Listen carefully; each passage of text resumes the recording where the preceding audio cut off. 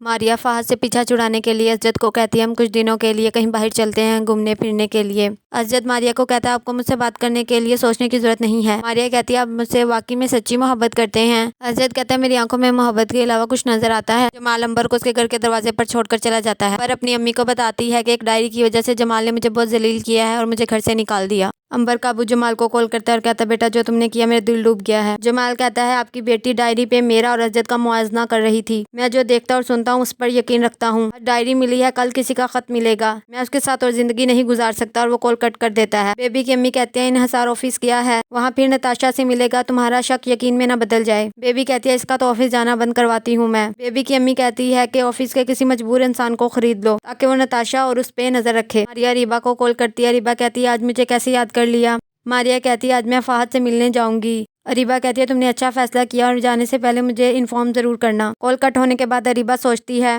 मेरी जिंदगी इतनी सस्ती नहीं है मारिया तुम्हें मैं बहुत जलील करूंगी। अरीबा बेबी को कॉल करती है और कहती है मैं तुम पे ट्रस्ट कर सकती हूँ। बेबी कहती है हाँ क्यों नहीं। अरीबा कहती है दुश्मन का दुश्मन दोस्त होता है। तुम्हारी भाभी आज उस लड़के को मिलने जाएगी जिसकी तुम्हें तलाश है। फहद मारिया को कहता है तुमने जवाद से शादी क्यों नहीं की। मारिया कहती है वो मेरे भाइयों की तरह था मैंने सोचा था मैं अज्जद को बताकर आऊंगी। अरीबा ने कहा ऐसे बहुत बदनामी होगी इसलिए मैं तुमसे छुप कर मिलने आई हूँ। फहद को समझ आ जाती है ये सारी प्लानिंग अरीबा की थी। फहद कहता है अरीबा मुझसे मोहब्बत करती थी इसलिए उसने तुम्हारी और मेरी तलाक करवाई है। बेबी इन लोगों की वीडियो बना लेती है और सारी बातें भी सुन लेती है। मारिया कहती है तुमसे बर्दाश्त नहीं हो रहा कि तुमने मुझे धुतकार दिया और मुझे असजद जैसा अच्छा इंसान मिला है। फहद कहता है मुझे गिल्ट है मैंने तुम्हारे साथ इतना बुरा किया। बेबी असजद को कॉल करती है और मारिया का पूछती है। असजद कहता है उसकी अम्मी की तबीयत ठीक नहीं है वो अपनी अम्मी की तरफ है। बेबी कहती है फिर तो तुम्हें भी जाना चाहिए अपने ससुराल। असजद कहता है मारिया आपका पता करने आई थी कहाँ है वो। इफ़त कहती है हाँ 5 मिनट के लिए आई थी वो अपनी दोस्त की तरफ गई है। अजद कहता है ठीक है चलें फिर मैं चलता हूँ। रशीदा बेड से उठती है उसका पाँव स्लिप होता है उसके सर पे चोट लग जाती है। तभी सब आ जाते हैं और उन्हें हॉस्पिटल ले जाते हैं। अंबर की अम्मी उसे कहती है बेटा तुम मायूस मत हो अक्सर मर्द गुस्से में ऐसा रवैया कर जाते हैं जमाल तुम्हें जल्दी ही लेने आएगा। अंबर कहती है अम्मी मुझे नहीं लगता मुझे तो लगता है वो मुझे तलाक दे देंगे। उसकी अम्मी कहती है ऐसी दिल दहला देने वाली बातें मत करो। अजद मारिया को कहता है तुमने अपनी अम्मी की तरफ जाना था तो अम्मी को बताकर जाती। वो तुम्हारी माँ है तो ये मेरी माँ है तुम्हारी भी जिम्मेदारी है। मारिया सॉरी बोलती है। मारिया अजद को कहती है आप अपनी मारिया को माफ कर दे। अजद कहता है इट्स ओके खाना लगाओ। मारिया की अम्मी उसे कॉल करती है और कहती है ये तुम क्या करती फिर रही हो तुम अपनी बीमार माँ का पता करने आई। अजद भी आया था यहाँ पर। मारिया कहती है अम्मी आपने क्या कहा अजद को। उसकी अम्मी कहती है तब तो मैंने बात को टाल दिया था। फहद अरीबा को कॉल करता है और कहता है